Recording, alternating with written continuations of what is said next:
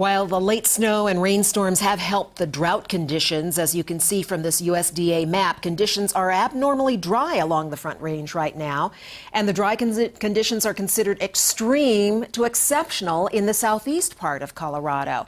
Phil Steinhauer from Designscapes, Colorado is here with some plants that actually stand up to our dry climate. They thrive in it, as a matter of fact, don't they, Phil? Yes, these do. Yeah. So you have different groupings for us. Let's start over here. What do you have here? Yeah, so I thought instead of talk about individual plants, we'd talk about some families that actually do well during hot, dry conditions, whether we're in a drought or even just our typical hot summers that we get. So one of those being the sedums, or commonly known stone crop.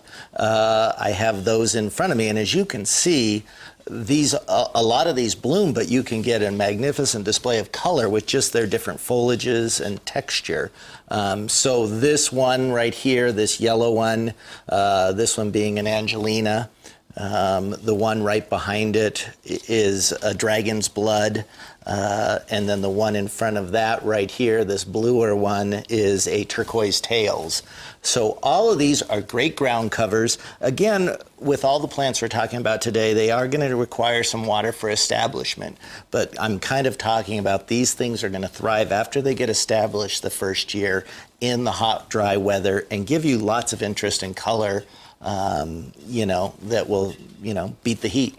And all of these, Phil, as well, are hardy in our winters? These are all hardy. All of the ones I've got here today are fairly low ground covers. There is Autumn Joy, which is a taller one that has a pink flower, but there's probably 400 different varieties. So okay, and do you have to treat them with anything special? Do you have to cover them up in the winter? Nope, these are all very hardy. Love hearing that. Okay. Yes. So let's look at these beautiful flowers. Yeah, so who says you can't have color during a drought? Okay, so those were sedums. What are these? These are penstemons. Penstemons. And these are some of the prettiest native plants to North America and also very drought tolerant. A lot of these are native here to the high deserts and the alpine areas. And in front here, I have a red riding hood penstemon, and the one behind it, this taller one, is a purple red riding hood.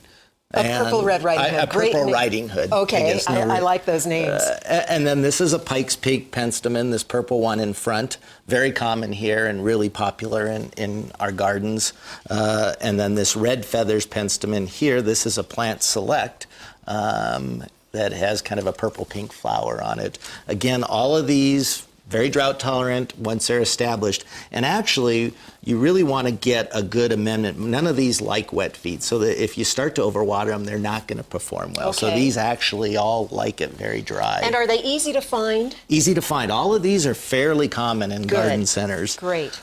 Another family that we're seeing a lot more of is the ice plants. And two of these, this one right here is Mesa Verde, is a plant select. It's going to be a low pink flowering ground cover. And the one in front of that is lavender ice. And so, again, two different flowers. Again, these close up at night, but then in the day when the sun's out, they, become very beautiful.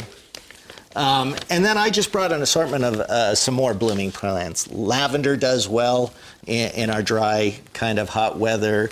This is pink mist scabiosa, blooms all summer. This is gaillardia. I'm going to lift that up so the camera can see it. That is so pretty. It's kind of lacy. Mm-hmm. Very pretty. And that's scabiosa? Scabiosa. Okay, and this is gaillardia? Gaillardia. All right. Goblin.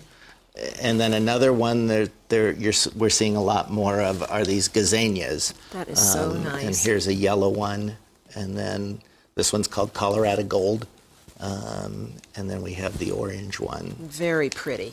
Nice collection of easy to find, drought tolerant, and winter hardy plants. So you can have lots of interest in your garden. You can, and then a couple other tips during a drought. If you have these flowers, you don't want to fertilize. Because water-stressed plants will tend to burn if again, you fertilize them during a drought. And we also don't want to encourage a lot of growth during when we're not watering as much. Expert advice. All right, thank you, Phil. Sounds great. Definitely. Now, I'm going to be tweeting and putting this segment on video on my Facebook page, and we'll have a link to Phil's advice at thedenverchannel.com as well. Just scroll down the page until you find that red button.